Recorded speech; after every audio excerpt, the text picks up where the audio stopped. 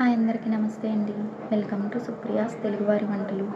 ఇవాల్టి వీడియోలో capsicum బంగాళాదుంపతో simple dish చూపించబోతున్నానండి. ఈ రెసిపీ వెజిటేరియన్కి ఓ కొత్త రుచినిస్తుంది. తక్కువ ఇంగ్రీడియంట్స్తో సింపుల్గా చేసేసుకోవచ్చు.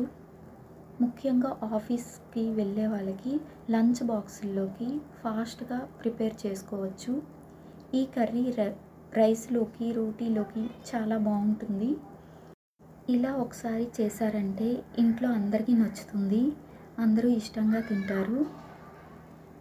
మనకి ఎక్కువ ఇంగ్రీడియంట్స్ కూడా యూస్ చేయం కనుక కర్రీ సింపుల్గా అయిపోతుంది. కర్రీ కోసం నేను 2 పొటాటోస్, 2 క్యాప్సికమ్, 2 టమాటా, 1 ఆనియన్ ఇలా కట్ చేసుకున్నానండి. ఇంకా కొత్తిమీర కొంచెం, కరివేపాకు కొంచెం తీసుకున్నాను. మీరు ఎక్కువ కర్రీ కావాలనుకుంటే ఎక్కువ మోతాదులో తీసుకోవచ్చు. ఇప్పుడు పొయ్యి మీద కళాయి పెట్టుకొని 3 టేబుల్ స్పూన్ ఆయిల్ వేసుకొని, ఆయిల్ వేడెక్కాక జీలకర్ర 1/2 స్పూన్, ఆవాలు 1/2 స్పూన్, ఇంకా కట్ చేసుకున్న ఆనియన్స్ పీసెస్ ఇప్పుడు వేసుకొని ఫ్రై చేసుకోవాలి. ఆనియన్స్ కొంచెం బ్రౌన్ కలర్ వచ్చే వరకు ఫ్రై చేసుకోవాలి. 2 పచ్చిమిర్చి చీలికలు వేసుకోవాలి. చిన్న కరివేపాకు వేసుకోవాలి.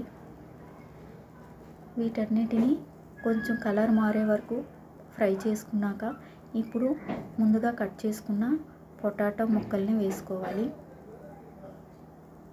బంగాళదుంప ముక్కలు కొంచెం మగ్గే వరకు మూత పెట్టి ఉడికించుకోవాలండి. బంగాళదుంప బాగా మగ్గాలి కదా.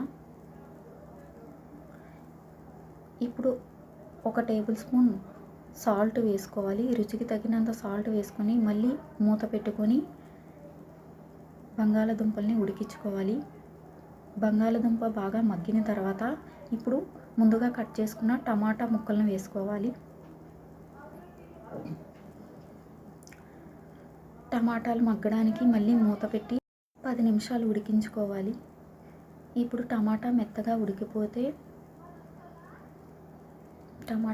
ఉడికిందా లేదా ఇలా మెత్తగా చేసుకోవాలి. ఉడకకపోతే గరిటెతో ఇలా తిప్పుకున్నారంటే మెత్తగా స్మాష్ అయిపోతుంది. టమాటా ఇలా మెత్తగా ఉడికితేనే గ్రేవీ వస్తుందండి. ఇప్పుడు మెత్తగా ఉడికిన టమాటీలో ముందుగా కట్ చేసుకున్న క్యాప్సికమ్ ముక్కలు వేసుకోవాలి.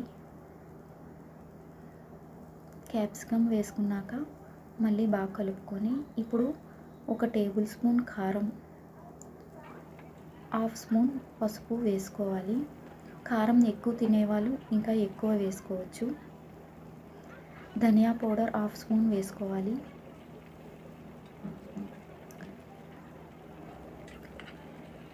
కారం, ధనియా పౌడర్ వేసుకున్నాక బాగా కలపాలి. ఇలా బాగా కలిపిన తర్వాత ఇప్పుడు గరం మసాలా 1/2 స్పూన్ వేసుకోవాలి. గరం మసాలా వేసాక మళ్ళీ కలిసేలా బాగా కలుపుకోండి. ఇప్పుడు 1 గ్లాస్ వాటర్ వేసుకోవాలి. నేను 1 గ్లాస్ కన్నా ఇంకొక హాఫ్ కూడా వేసుకున్నాను. ఎందుకంటే కొంచెం బాగా ఉడికి గ్రేవీ కూడా రావాలని. ఎందుకంటే దుంపలు బాగా ఉడకాలి కదా. ఇప్పుడు మూత పెట్టి కర్రీ ఉడికేంత వరకు మూత పెట్టి దగ్గర పడేలా చూసుకోవాలి. కూర దగ్గర పడింది కదా, చూడండి బాగా ఉడికిపోయింది. దుంప ఉడికిందో లేదో ఇలా గరిటెతో తీసి నొక్కారంటే ఉడికిపోయిందో లేదో తెలిసిపోతుంది.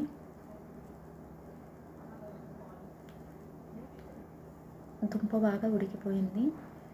కర్రీ కూడా కొంచెం దగ్గర పడింది. ఇప్పుడు చివరగా కొత్తిమీర వేసుకోవాలి. కొత్తిమీర వేసుకొని బాగా కలుపుకోవాలి. అంతే అండి, క్యాప్సికమ్ బంగాళదుంప కర్రీ రెడీ అయిపోయింది. మీకు నా వీడియో నచ్చినట్లయితే లైక్ చేయండి, షేర్ చేయండి.